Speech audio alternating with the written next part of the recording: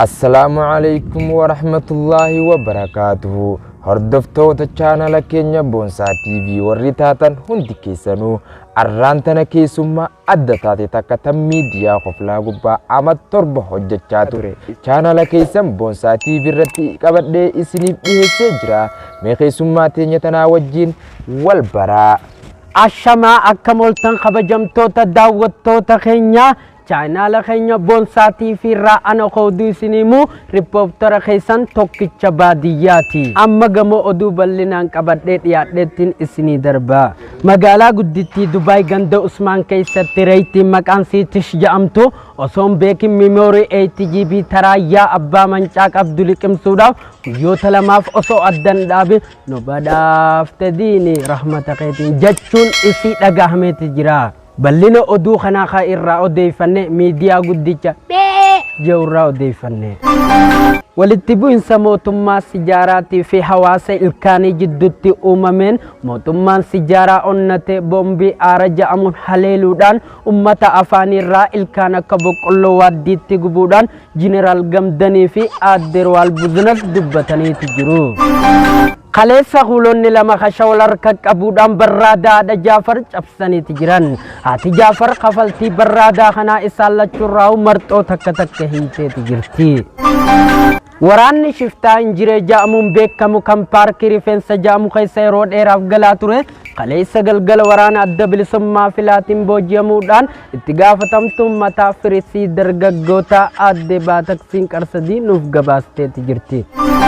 Wal dorgommii chaampiyoonoo kubbaa miilaa kaleessa magaalaa Jimaat taphatameef Jimaan Rakhaata lamaan subii nama dhorkuudhaan 2-0 mooteeti jira.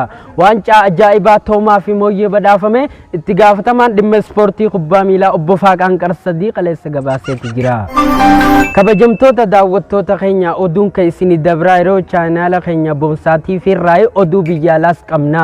Saayinsichi beekamaan Charles Boon jedhamu niwukileera Kooriyaa kaabaa caalu argatee jira. Niwukileerri kunis kan Kooriyaa caala jechuunis dubbateeti jira. Niwukileerri kunis kan irraa hojjetaman asheeta boqqolloo fi hoshongoree irraa akka ta'e ni dubbatan.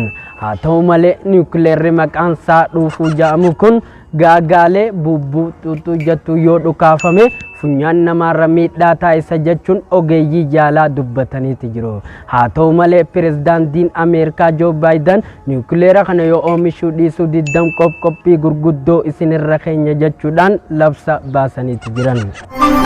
Godina Harargee magaalaa Awwadaa keessatti dargaggeessi maqaan isaa Boonsaa jedhamu kun dargaggoota 500 ol sochii qaamaa daleessisuu dubbataniiti jiran. Haa ta'u malee dargaggeessi kun roga ispoortii teekwaandoo fi artiilee Oromoo guddisuu keessatti qooda guddaa qabaachuu hayyoonni ispoortii dhaamaniiti jiran.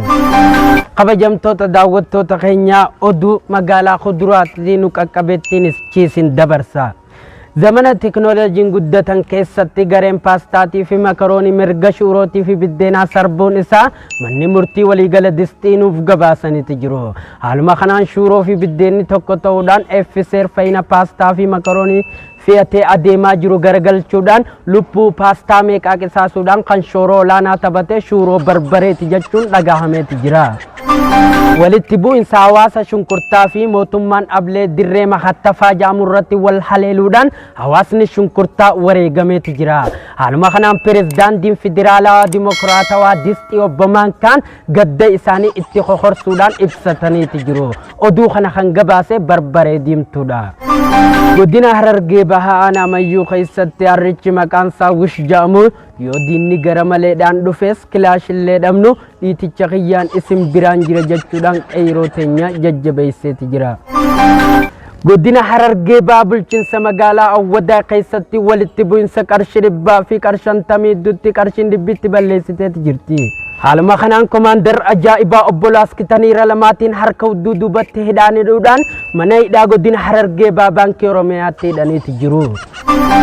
Kabajamtoota daawwattoota keenya oduu yeroo tanaa qabannee dhiyaanne tanumaa qophiilee hafan wajjin turtii gaarii.